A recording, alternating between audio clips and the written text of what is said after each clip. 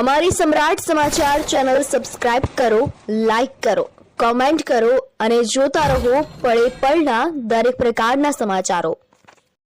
આવતીકાલે રામનવમી મહોત્સવ હોવાને લઈને આજે તળાજામાં પોલીસ દ્વારા ફૂટ પેટ્રોલિંગ કરવામાં આવ્યું।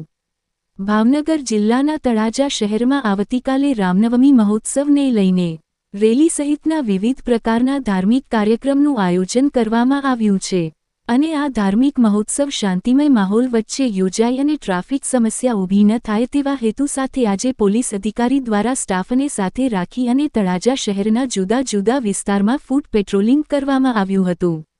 કાયદો અને વ્યવસ્થા જળવાઈ રહે તે માટે પોલીસ અધિકારી દ્વારા સ્ટાફને સાથે રાખીને ફૂટ પેટ્રોલિંગ કરવામાં આવ્યું હતું।